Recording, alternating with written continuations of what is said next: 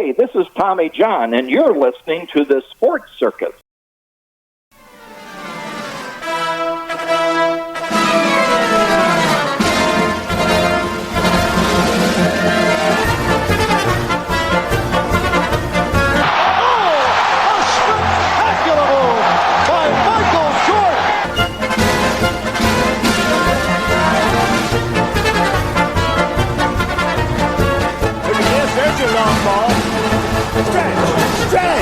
Stretch!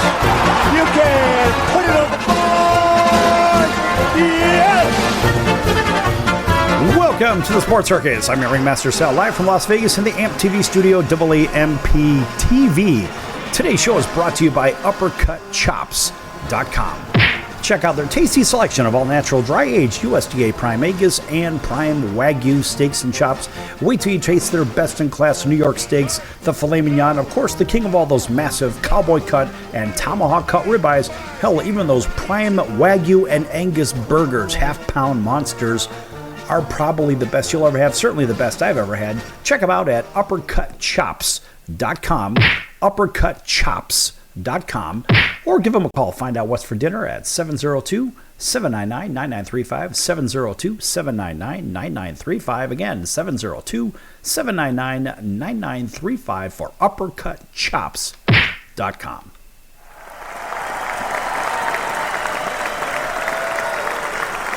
All right, a big welcome in, everybody listening in on our CBS, NBC, and Fox Sports affiliates from coast to coast, all our independents. Everybody else tuning in on Cox, Comcast, Spectrum, Frontier, Time Warner, Oceanic, and WOW Cable affiliates. Thanks for joining us also on Hotel Television in every Nielsen-rated market across America, and social media, Facebook, Twitter, Instagram, you name it, we're there. You can't get away from us, folks. And you know what else you can't get away from? You can't get away from the top 25 in college football. And as we look at the rankings, we say, all right, which teams deserve to be there, which ones don't? It's not really up to us to determine that. And the rankings are, in my opinion, a bunch of garbage anyway, because you're going to see certain conferences with certain amount of teams, no matter what. Even if they really aren't deserving, you're going to see them anyway. And we're going to start out that top 25 with the number one ranking, and only because they're number one because of the previous year.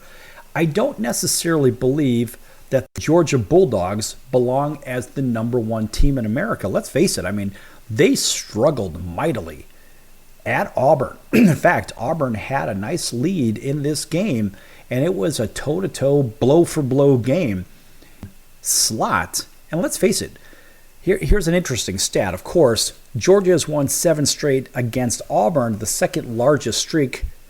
Well, Georgia won 9 in a row between 1929 to 1931 by either team in a rivalry game that has been played 128 times. But the reality is, Auburn played really, really well against this number one team, which frankly, I would almost argue that number one team probably should be the number 2 team in America, because the number 2 team in America is Michigan. Michigan comes in at 2, and they showed really well on the road at Nebraska, rolling 45-7. Now, Michigan has scored at least 30 points and allowed 7 or fewer in all of its games this year. In fact, the only other team in the past 50 years to do that was Florida State 30 years ago, and prior to that was Alabama in 1979. Both of those teams won the national title. By the way, Georgia has a very, very tough opponent with Kentucky next week. That'll be carried on the 4-letter network, but it's a home game, while Minnesota, the number 2 team, has a home game against Minnesota. That's a primetime game carried over NBC. Now, the number 3 team in the nation is the Texas Longhorns, previously ranked number 3, so they hold on to the number 3 ranking at 5-0, and they beat a feisty Kansas team 40-14. However, all of these teams, these top 3 teams, did not have tough opponents. They all played unranked opponents, but the best showing was by the number 2 team, being Michigan. But regarding Texas racked up 661 yards in this game against Kansas. Now, Kansas has been pretty good recently. Prior to the last couple of years, they've been the doormat of the Big 12 for a long time. In fact, that 661 is the most against a Big 12 opponent since joining the conference way back in 1996. So Texas also didn't punt for the first time against any AP Top 25 since 2011. Somehow Kansas fit into that. Not really sure how that happened. Ohio State and Florida State both did not play at 4 and 5, so we go down to number 6 with Penn State with a very, very easy win in Evanston at Northwestern. In fact, that wasn't even a game, folks. I mean, frankly, Penn State has won the 10 previous games against them by 10 or more. And again, this was really no match. And Penn State has Cupcake City in UMass in 2 weeks. So they have a week off next week, and then they play a cupcake with Massachusetts. They should win that game by 100. Now, Washington comes in at number 7. This is a very good Washington team that really showed poorly against Arizona. Arizona's a really bad team. Now, their alleged Heisman quarterback hopeful in Michael Penix Jr. did not throw a touchdown for the first time in the season. So, where does he stand in the Heisman race? Well, now he is falling far behind the next two quarterbacks for the number 8 and number 9 teams. Now, of course, the Huskies did get, 4 touchdowns on the ground to hold off the Arizona Wildcats. I mean, that is a virtual laugher. Oregon. Yes, Oregon, previously ranked number 9, goes to number 8. They flip-flop positions with USC, who goes from 8 to 9. And in fact, I had spoken with one of the USC greats about this. He didn't believe me it was going to happen. I told him that USC and Oregon were going to flip-flop, and sure enough, that is what the AP Top 25 shows. Oregon beats a very weak Stanford team 42-6, but the fact is they only give up 6 points, just like they did the week before. I think it was 6 or 7 points against Deion Sanders and the gang. And Oregon's point differential of plus 199 through 5 games is the best for a Pac-12 team in the last 10 years. In fact, they're the last ones that did it in 2013. But they have a week off coming up.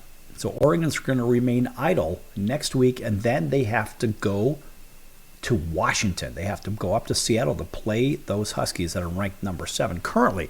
Now, USC at ranked number 9, they played at Colorado. In fact, my prediction for the game was 52-34. USC would have went on the road, but I figured that USC would give up a lot of points because Lincoln Riley teams are not defensive oriented. They're just going to outscore you. It's like the old Don Coryell days. You're going to score 50, we're going to score 51. You're going to score 100, we're going to score 101. It doesn't matter. Last team with the ball ends up winning, and technically USC seems to have that kind of mentality because they really don't have big blowouts. They just pile up a bunch of points. And of course, Caleb Williams, the reigning Heisman candidate, had 6 touchdown passes and a whole bunch of yards, whatever. And he's going to remain the leader for that Heisman race right now. The last guy to do it back-to-back, which was unfair, which was Archie Griffin from Ohio State. And that was way back in the early 70s. Archie Griffin, the only reason he won that second one is because USC did not have their last game counted in the Heisman race for Anthony Davis, the star tailback at that time, who came in after O.J. Simpson. So the new Anthony Davis rule back then was taken into effect where all games, regular season games, were taken into the Heisman voting, because in that game, had Anthony Davis's last game been counted, he had 331 or 370, whatever it was, all-purpose yards, scored 5 touchdowns, whatnot, against Notre Dame. And he should have been the Heisman candidate. Nonetheless, USC comes in number 9, and the aforementioned Notre Dame somehow magically found a crazy way to beat the Duke Blue Devils on essentially the last offensive play of the game. And it was really embarrassing for Notre Dame to win in that fashion, but it just proves that they say, oh, well, they're a good team. Yeah, well, guess what? The Duke Blue Devils, they outplayed them the entire game. And Duke really, they got off to a tough start. They couldn't figure it out, but boy, they really came around in that game after the first handful of series, and they controlled the tempo of the game against Notre Dame. And unfortunately, Notre Dame have won 30 consecutive regular season games against ACC opponents, yet they don't want to join the ACC because it's money, money, money. In the next segment, of course, we're going to finish up with the top 25. But when you look at that Notre Dame team and how they played against Ohio State, they had a big ranking. Ohio State beat them 17-14 in a very tough, physical, ground ball control type of game. And of course, USC will travel to South Bend to play those guys very soon. And it's going to come down to that defense that Notre Dame has, a really solid defense. We're going to give them that.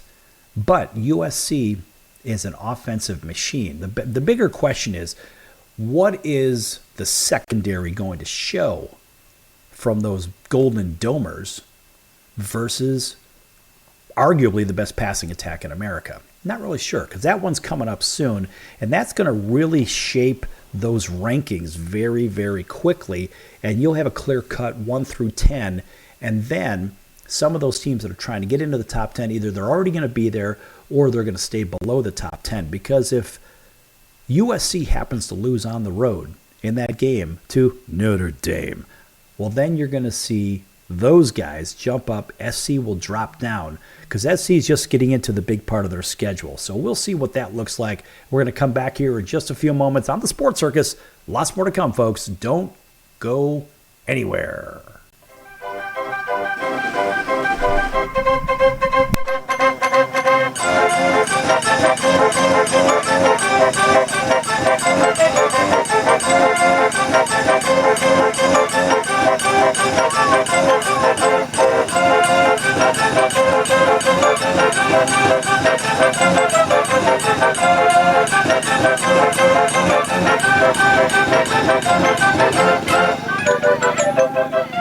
Attention business owners, you and your customers are listening to this right now. Face it, every business needs customers, even yours. The Sports Circus is a primetime nationally syndicated program that's carried on ABC, NBC, CNBC, and Westwood One News affiliates, plus CBS, Fox, and NBC sports affiliates across North America, with coverage from Hawaii to New York. Also, the Sports Circus is available to the 180 million subscribers on iHeartRadio, and the Sports Circus gets about 4 million website visitors per month, which could click through your website and bring sales. The Sports Circus provides great content featuring celebrity guests from sports and entertainment to our audience every weekday, which your company could greatly benefit from by increasing your visibility, foot traffic, eyeballs to your website, and calls from potential customers. Call us right now at 702-799-9935. Again, 702-799-9935. Or email us at info@thesportscircus.com. That's info@thesportscircus.com. Drive your sales today by advertising with the Sports Circus. Could you use a little extra money right now? If you'd like to borrow up to $100,000 and get pre-approved in minutes, call the number we'll give you at the end of this commercial. Our lending partners have already loaned millions of dollars to individuals just like you, and we're ready to lend you up to $100,000 if you qualify. Even if your credit is not perfect, you could use the money to pay off high-interest credit cards, for home renovations, or consolidate existing debt. You can get flexible, easy-to-pay terms. The consultation to find out if you qualify is free. To find out if you qualify for our special financing program, call this toll-free number 24 hours a day. 800-335-1376. 800-335-1376. 800-335-1376. That's 800-335-1376. Important terms and conditions apply. Not all applicants will qualify. Loan amount, annual percentage rate, and term will vary depending on creditworthiness. Applying does not guarantee approval. Account approval is subject to verification and confirmation of your credit history and acceptance by a lender. If you choose to apply for a loan through us, a consumer report will be obtained to evaluate your creditworthiness in connection with your application for credit.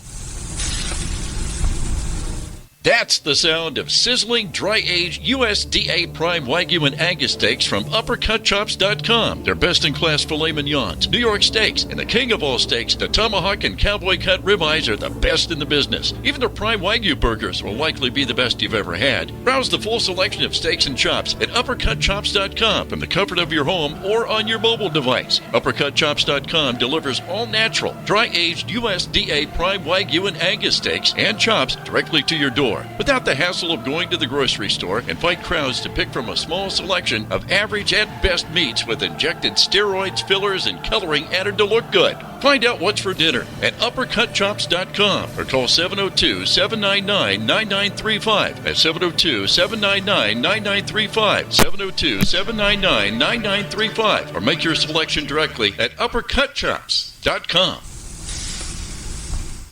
Are you trying to give me the double talk? Quiet, numbskulls. I'm broadcasting. Certainly.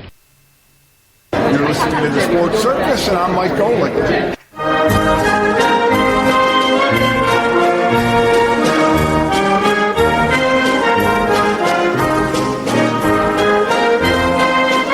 Welcome back to the Sports Circus. I'm Roy Firestone. Now it's time to throw it back to Sal.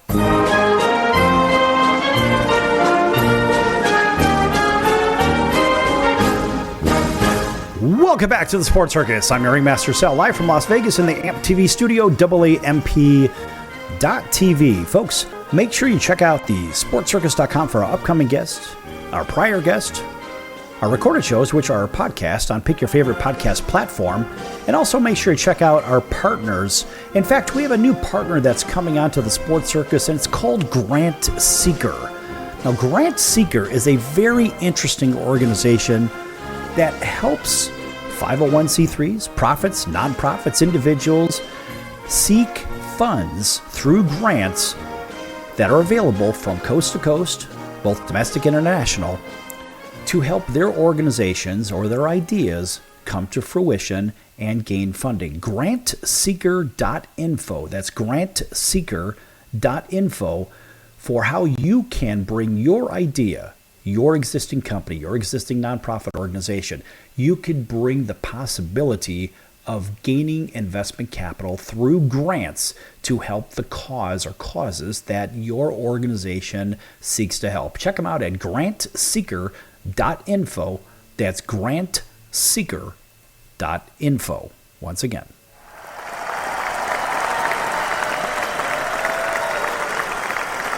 All right, welcome back to everybody tuning in on our CBS, NBC, and Fox Sports affiliates from coast to coast, including our friends over in Honolulu on CBS Sports 1500 KHKA.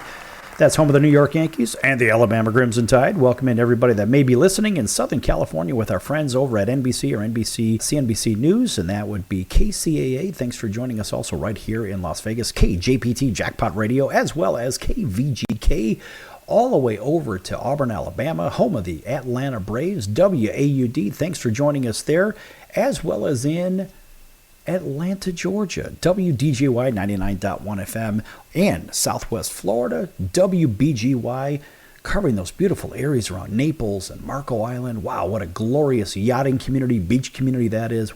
Unbelievable. And of course, a big welcome into everybody else that's tuning in, listening, whether on television or radio. Thanks again. All right, finishing up with the top 25. Left off at number 8, Oregon, number 9, USC, number 10, Notre Dame. And of course, going to number 11 is the Alabama Crimson Tide, who we just mentioned, carried on the flagship station over there in Honolulu on KHKA, CBS Sports. So Alabama ranked number 11, previous ranking number 12, and they had a very, very rough and tumble game against Mississippi State. Boy, those Bulldogs play a very, very tough brand of football. And of course, Alabama won their 16th straight against Miss State behind 2 rushing touchdowns from their quarterback, Jalen Milroe. Next, they have Texas A&M. Alabama at Texas A&M, which I've been to that stadium, and that is one noisy stadium. 100,000 plus will be there watching Alabama roll in, and we'll see if they roll out and roll the Tide out and end up with a victory there. Coming in number 12 is Oklahoma. Now, I did mention Oklahoma previously, not directly, but with Lincoln Riley, because Lincoln Riley, as he came from there, those teams never were very, let's put it this way, I can't say never, but let's just say in the last couple of decades, they really didn't focus on anything defense. They were offensive oriented.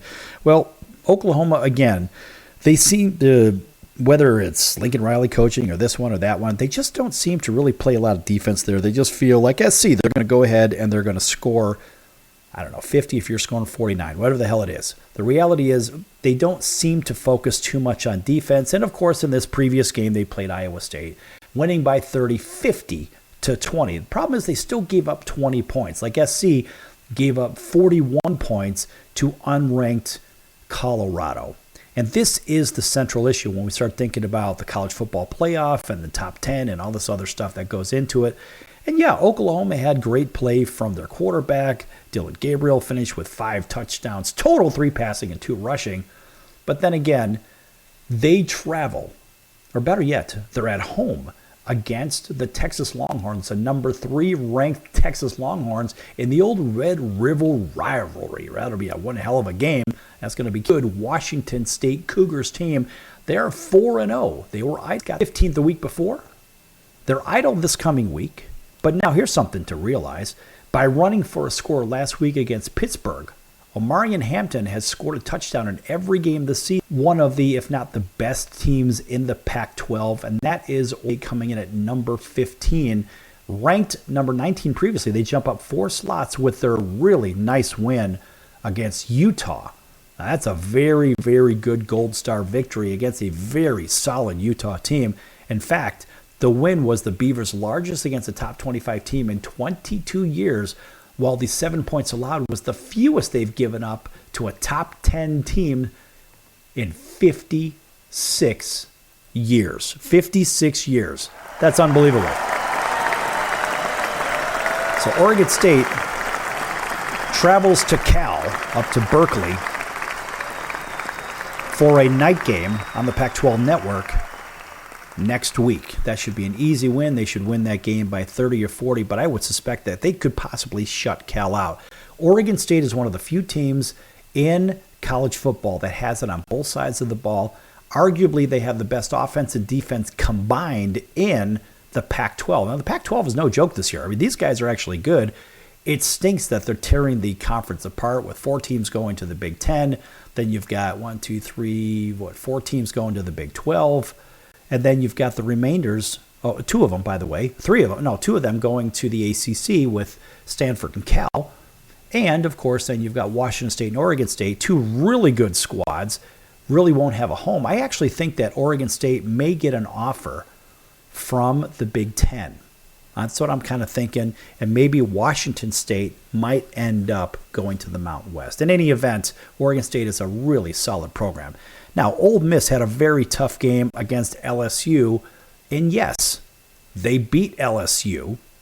They jumped from number 20 to number 16, and they beat LSU in a good old-fashioned shootout, 55-49. And the Rebels, in fact, they finished with 706 total yards, their second most in an SEC game, while their 55 points is the most they've scored against a AP top 25 team. Next Saturday, another tough game, a wild game. Look out for that one. These SEC games, well, they're no joke.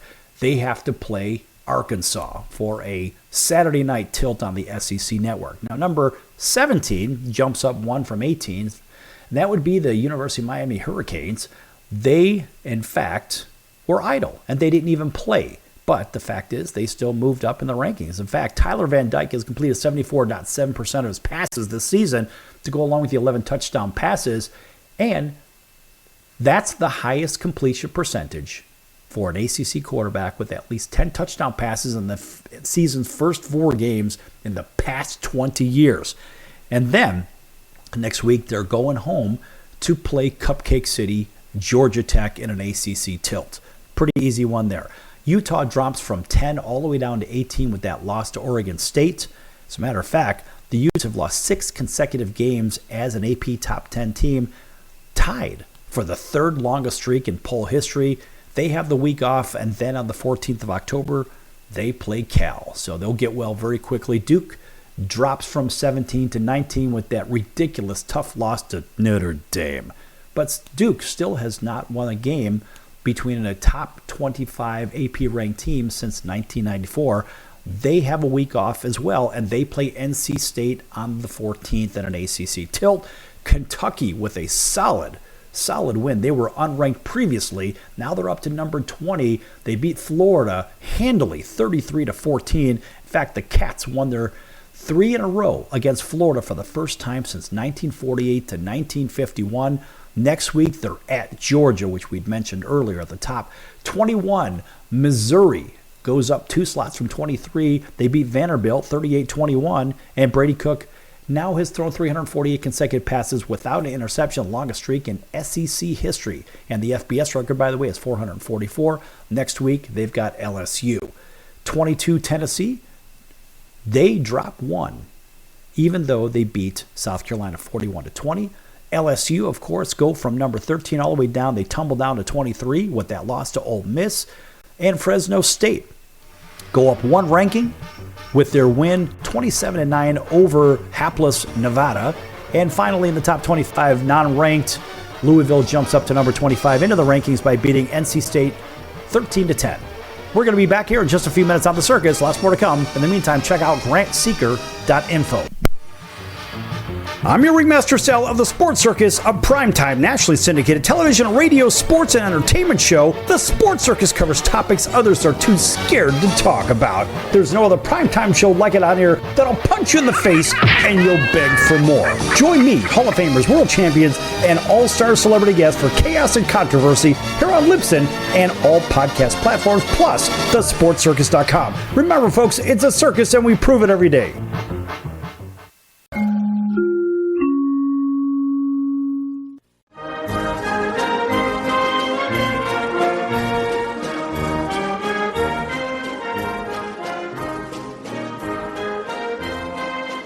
Welcome back to the Sports Circus. I'm Roy Firestone. Now it's time to throw it back to Sal. My favorite one had to do with the Green Bay Packers. And I love the fact that they dealt off Ty Montgomery because of a blown assignment. Green Bay isn't Green Bay unless they have a good running game. Then they can win 10 Super Bowls. The fact is, you don't have a running game. You've got 70% passing, and that's not where Aaron Rodgers needs to be.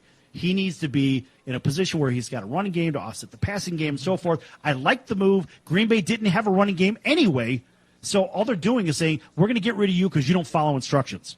Well, he made one of the most boneheaded plays I've ever seen. There's 2 minutes and 5 seconds on the clock. They traded him on Tuesday. They should have cut him on Sunday night. He shouldn't have been on the plane back to Green Bay. Right, they should have made him walk back to Green Bay. No, it was a terrible play. Now, he's not a stupid guy. He went to Stanford. Really? He's not a dumb guy. He's not a dumb guy, but he doesn't follow instructions. He made a terrible play. The fact is he didn't follow instructions. And you say he's not a dumb guy. His own agenda he put ahead of his team. I agree. Thus, he is a dumb guy. Right or wrong? Wrong. He just got selfish. You're not going to convince me that a guy from Stanford's a dum-dum. No!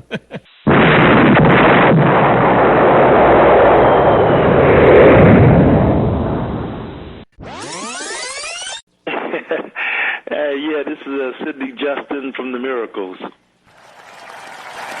So you heard yesterday's show at Roy Firestone. Didn't you hear a little clip about him going into the office where Smokey was at? And that was really good material, wasn't it? Yeah, that was really funny, man. Yeah, and then you heard him. I thought it was hilarious.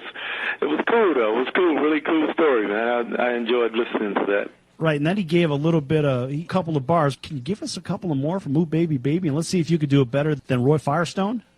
Come on, man! All right, you know what? Why not? I did you wrong. My heart went out to play, but in the game I lost you. What a price to pay. Hey, I'm crying. Ooh, baby, baby. How's that, man? That's Is that okay? Is that good enough? That's incredible. That's fantastic. You know why? Because that's what you do. You're in the incredible business, Sid. That's awesome. Yes. Only on the Sports Circus. You're going to get sports. You get music. The old way of living with diabetes is a pain. You've got to remember to do your testing and always need to stick your fingers to test your blood sugar. The new way to live your life with diabetes is with a continuous glucose monitor. Apply a discrete sensor on your body, and it continuously monitors your glucose levels, helping you spend more time in range and freeing you from painful finger sticks. If you are living with type 1 or type 2 diabetes and you use insulin or have had hypoglycemic events, you might be eligible for a CGM through your insurance benefits. U.S. Med partners with over 500 private insurance companies and Medicare. We offer free shipping, 90-day supplies, and we bill your insurance. Call us today for a free benefits check. 800-659-7805. 800-659-7805. 800-659-7805. That's 800-659-7805.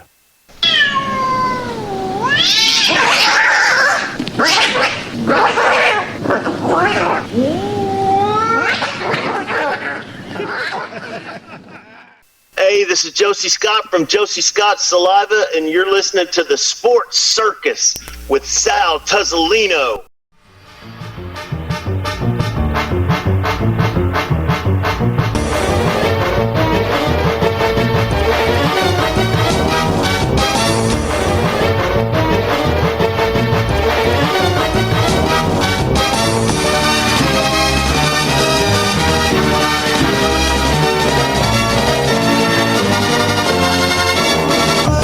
Sal, live from Las Vegas in the AMP TV studio, AAMP TV. Folks, make sure you check out our partners page at thesportscircus.com. One of those partners is the American Business Trust Company. Check them out at abtrustco.com, abtrustco.com. That's abtrustco.com. Learn how to raise capital for your companies, place management, get that company idea off the ground, and get moving. Info at abtrustco.com. Info at abtrustco.com. Get your questions in there. They can help you out. They've done a lot of good for a lot of companies.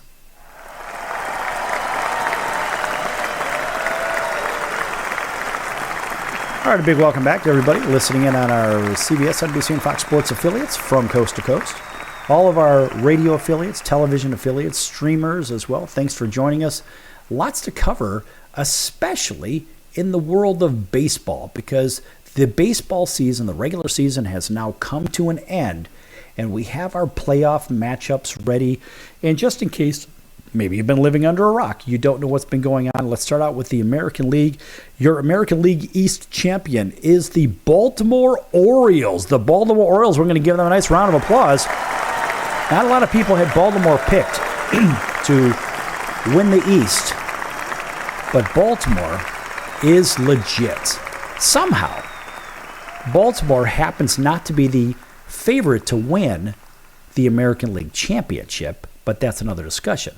Coming in as the American League Central champion, nobody knew this one at the beginning of the season. Everybody thought, a lot of people thought it was going to be Chicago White Sox, who ended up losing 101 games. Happens to be the Minnesota Twins, winning only 87 games, finishing 12 over, compared to Baltimore winning 101 games and 40 games over 500. And over in the American League West, on the last day of the regular season, the Houston Astros with the tiebreaker over the Texas Rangers, both teams with 90 wins, 72 losses. Well, it happened to be Houston had the tiebreaker, yet Texas has a differential of 166, or basically 44 more runs scored than Houston through the year. Ironically, in their last 10 games, they were both 6 wins against 4 losses. But the Texas Rangers, again, they did not have the tiebreaker, so therefore they are the first wild card team, actually the second wild card team, because the first one is the Tampa Bay Rays, which a lot of people had Tampa over in the American League East, finishing in first place ahead of the Toronto Blue Jays, who actually are the third wild card team. So the 3 wild card teams are Tampa, Texas, and Toronto. 3 T city team names. In fact, how ironic is that? Those are the all T city teams, whatever the case. Anyway, so now in these matchups, we're going to see the first wild card game is the Rangers at the Tampa Bay Rays. Now, when we look at the expanded standings, and you ask yourself, well, how have these teams really fared? Well, Tampa against the West is 18-14, while Texas against the East is 29-23. Now, the Blue Jays and the Twins will square off for the other wild card team, and the Twins against the East are an abysmal 13-19, while Toronto against the Central is 22-10. So that should tell you from an odds standpoint where that one lies. It doesn't really matter where these teams are playing at either. So you have to look at those and scratch your head and say, okay, now those make for very intriguing matchups. Now in the National League, we think about the wild card game is going to feature the very tough-to-play Arizona Diamondbacks against the Milwaukee Brewers, who won the National League Central. By the way, the National League East, easy winner was the Atlanta Braves, the best team in baseball with 104 wins, finishing 104-58, a remarkable feat for the Atlanta Braves. In fact, let's give them a nice round of applause. The Dodgers finished 4 games behind them at 100 wins and 62 losses. Solid. But let's go back to that Arizona and Milwaukee setup. Now, Milwaukee has really had some fine pitching.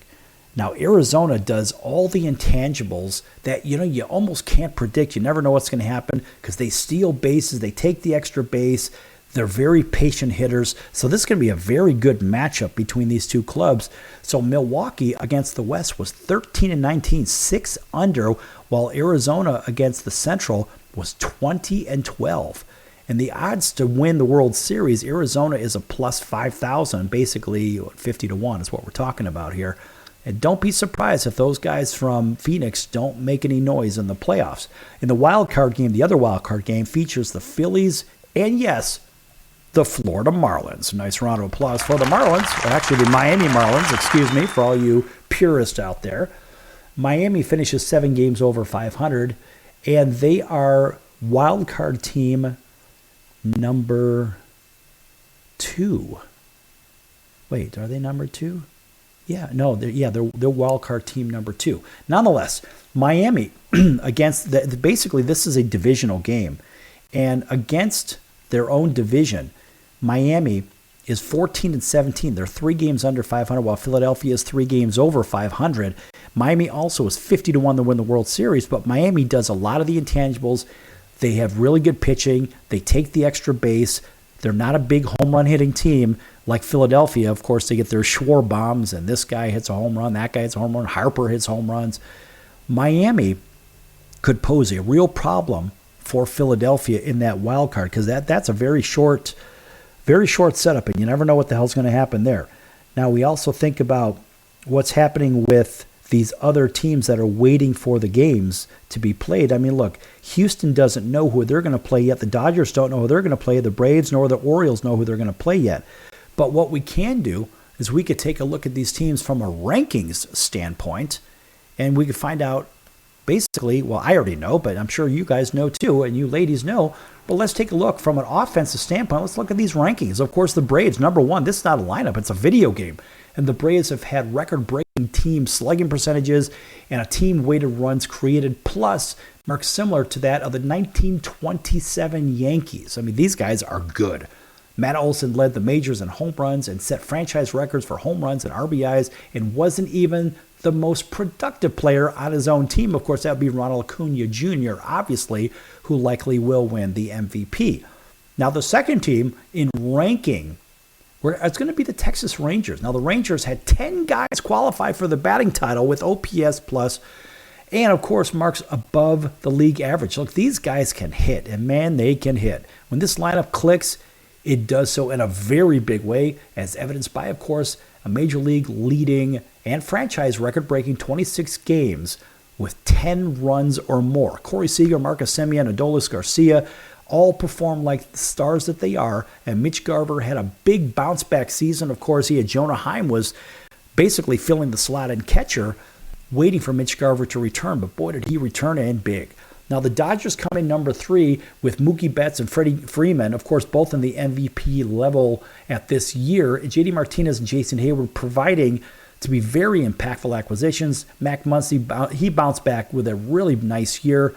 And, of course, James Outman, who I had on my fantasy baseball team, instantly asserting himself as one of the better outfielders in the game. The Dodgers are a very, very dangerous squad. In fact, they get on base and hit for power at elite rates, and they got a bit more aggressive on the base pass as the season evolved and become less station to station. They're not looking for a single, then a home run, single, then a home run. No, these guys are moving, taking the extra bases. They're very difficult to play against, just like the reigning World Series champion Houston Astros.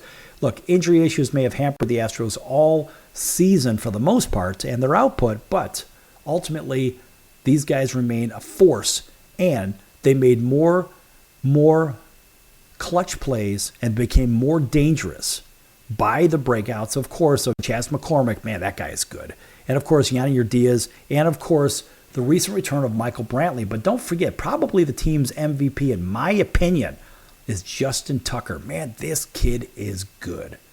This kid can hit. Or I'm sorry, not Justin Tucker. Kyle Tucker, excuse me. Kyle Tucker is legit.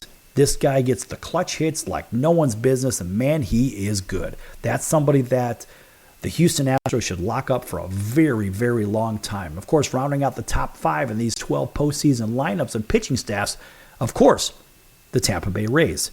It seems like they empty the cupboards almost every year, but they seem to rebuild on the fly, and, man, they're right in the thick of things every year. In fact, though the Rays' early season onslaught, of course, they were really, really out of control on fire. Of course, they came back down to reality, but those guys played consistent ball. And their runs per game increased from 4.1 in 2022 to 5.3 per game. So they basically went up over a run per game in 1 year, and their home runs per game went from 0.9 to 1.4. So these guys with power and speed really changed the game. We're going to finish up with the 12 postseason lineups and pitching staffs in Major League Baseball as we turn to the playoffs now. Don't go anywhere. Lots more to come here on the Sports Circus. Back in a few.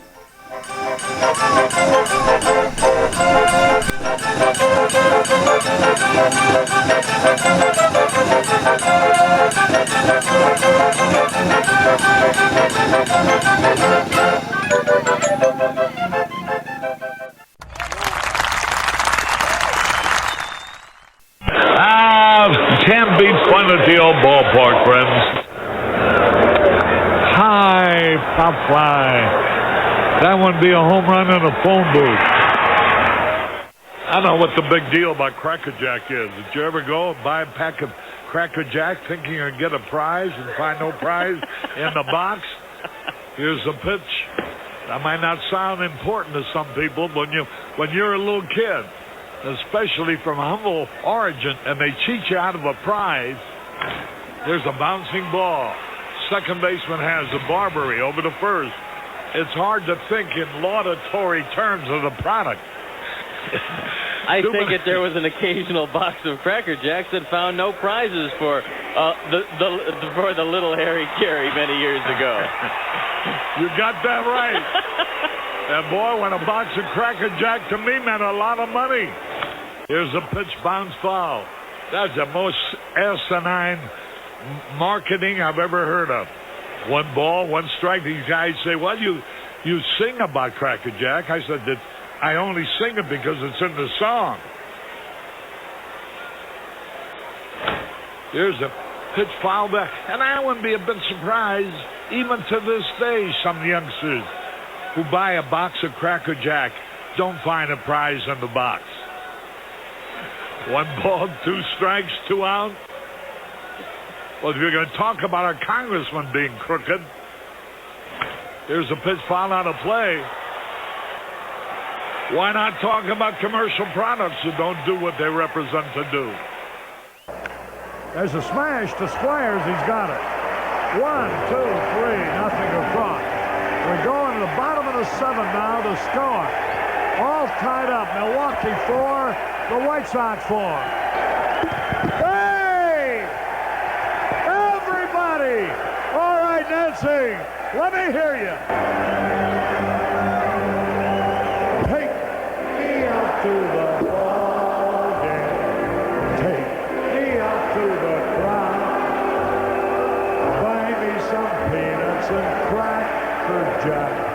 I don't care if I ever get back for its root for the White Sox. If they don't win, it's a shame.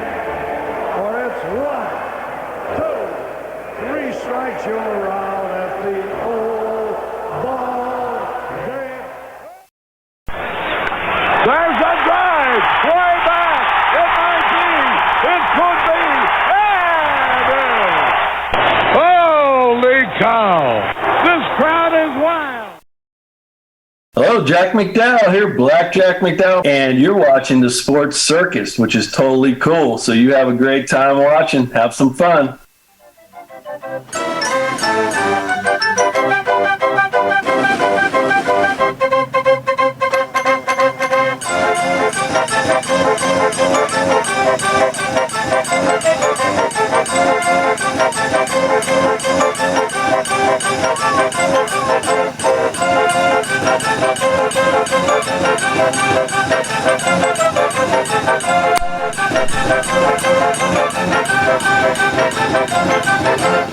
Welcome back to the Sports Circus. I'm your Ringmaster Sal, live from Las Vegas at the AMP TV studio, AAMP TV. Folks, make sure you check out thesportscircus.com for our upcoming guests, our prior guests, our recorded shows, which are our podcast in full on all podcast platforms, from Apple to iHeart to Spotify to Google to Amazon, Audible, you name it, we're there. You can't get away from us.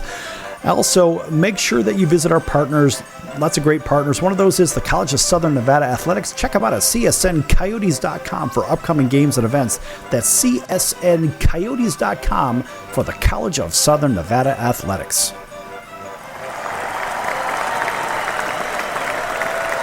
All right, welcome back, everybody. Television, radio, streaming, even those listening in on one of those podcast platforms to our show in its entirety.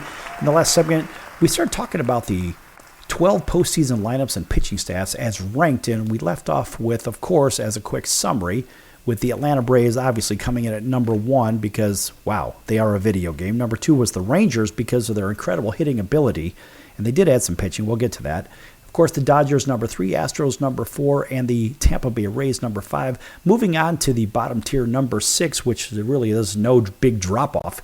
The Philadelphia Phillies, look, almost bashed their way to a World Series title last year, as you may recall. Then, of course, thanks to the arrival of Trey Turner, an enormous ad. He really got off to a tough start, but turned it on in the second half.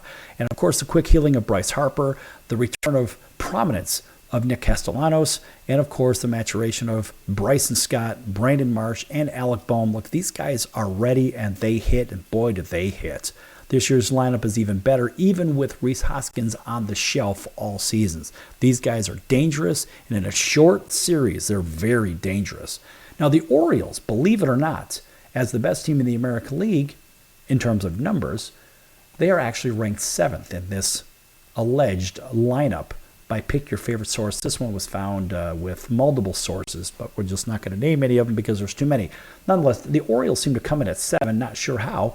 But, of course, though, a young core fronted by Adley Rutschman and Gunnar Henderson, look, these guys are really exciting. The O's only produce home runs at the middle of the pack rates. And the reason being, this is what this alleged ranking says, the reason they say that is because they don't play in a park that's really small. They expanded the park. Even Aaron Judge complained about the park previously.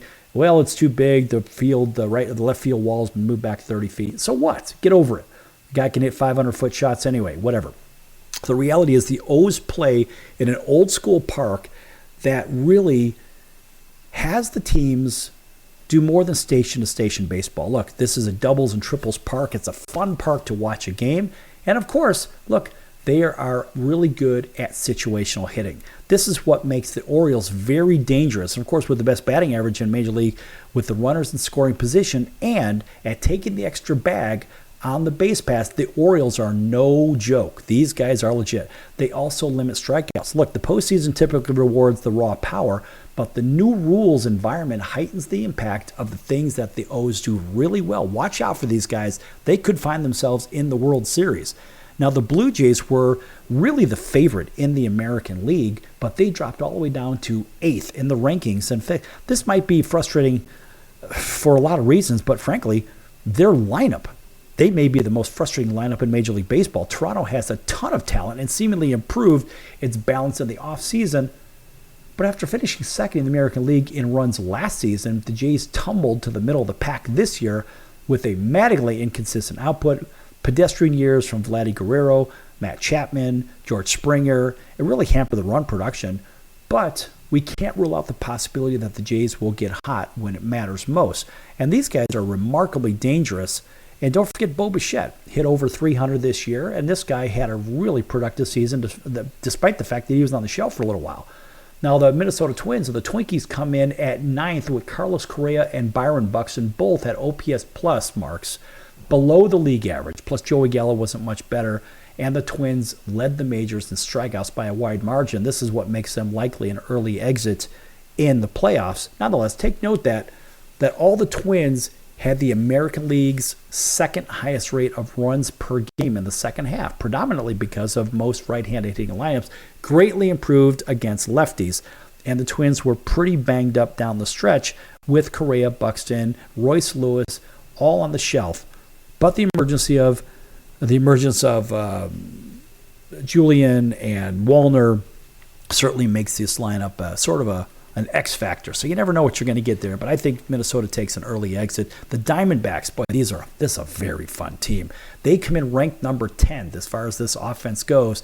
Arizona's in the middle of the pack in batting average, on base percentage, slugging percentage, and other major categories. But Corbin Carroll, who is a lock for the Rookie of the Year, he led their youth and speed, can be a difference maker in the postseason.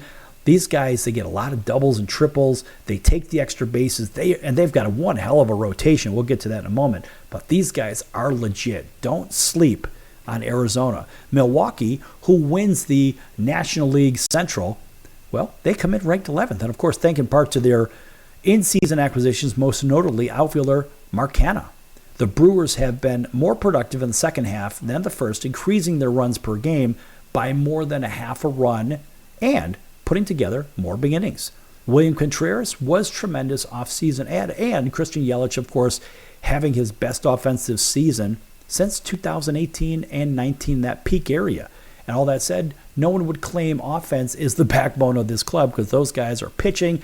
And you know what's really, really sad is they are giving the Miami Marlins the 12th bottom rank for hitting.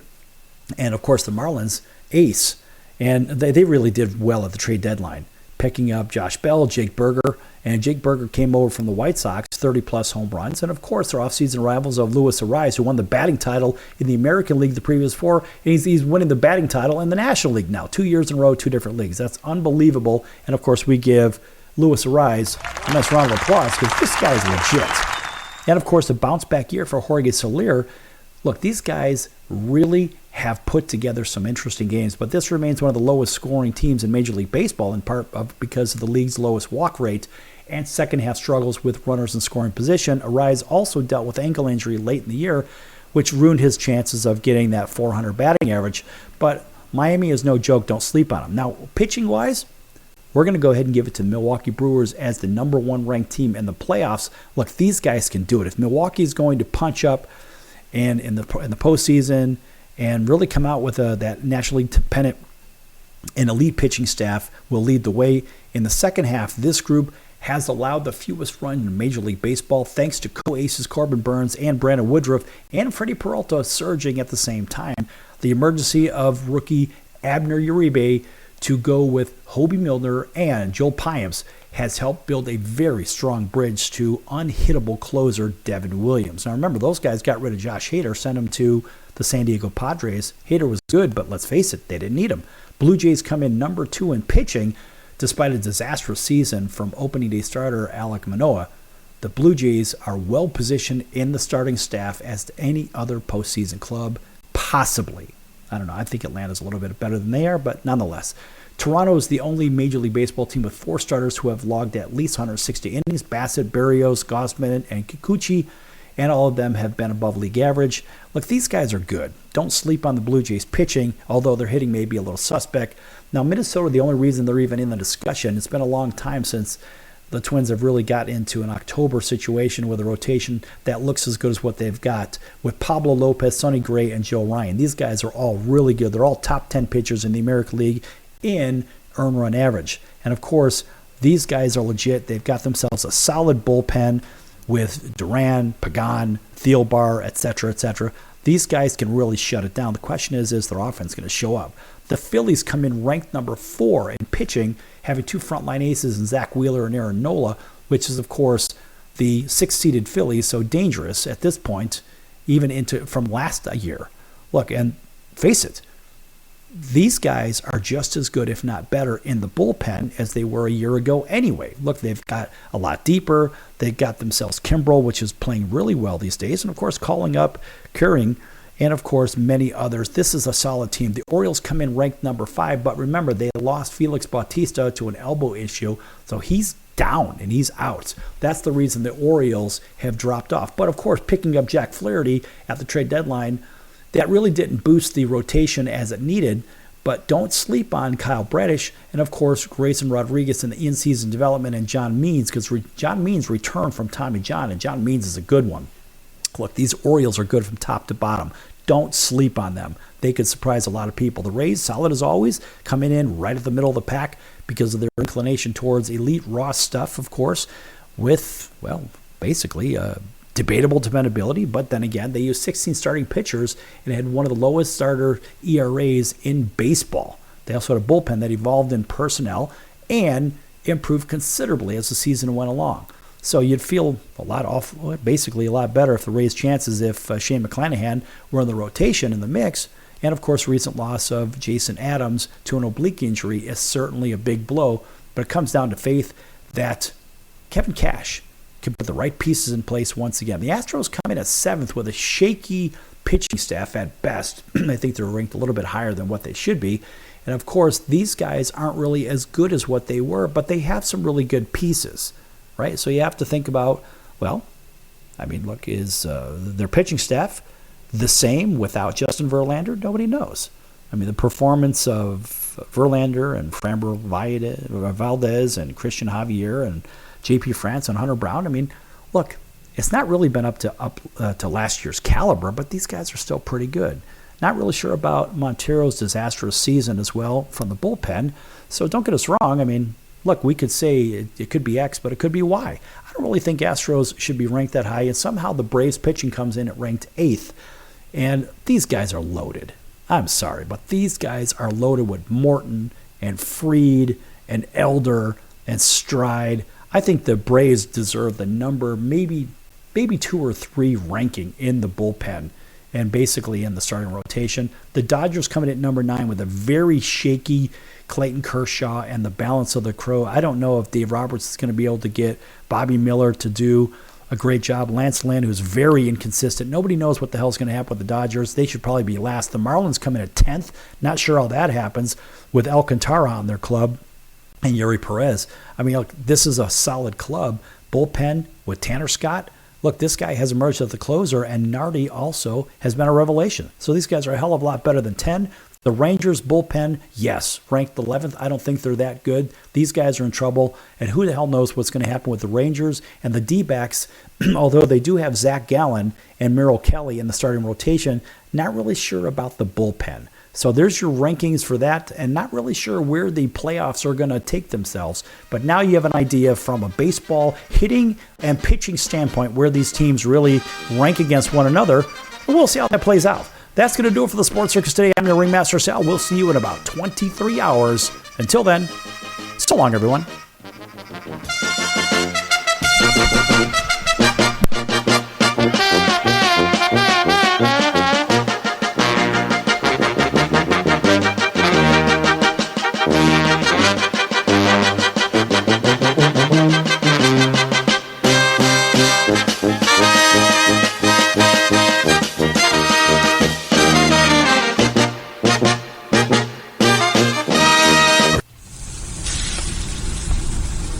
That's the sound of sizzling, dry-aged USDA Prime Wagyu and Angus steaks from UpperCutChops.com. Their best-in-class filet mignons, New York steaks, and the king of all steaks, the tomahawk and cowboy cut ribeyes are the best in the business. Even their Prime Wagyu burgers will likely be the best you've ever had. Browse the full selection of steaks and chops at UpperCutChops.com from the comfort of your home or on your mobile device. UpperCutChops.com delivers all-natural, dry-aged USDA Prime Wagyu and Angus steaks and chops directly to your door, without the hassle of going to the grocery store and fight crowds to pick from a small selection of average and best meats with injected steroids, fillers, and coloring added to look good. Find out what's for dinner at uppercutchops.com or call 702-799-9935. That's 702-799-9935. 702-799-9935. Or make your selection directly at uppercutchops.com.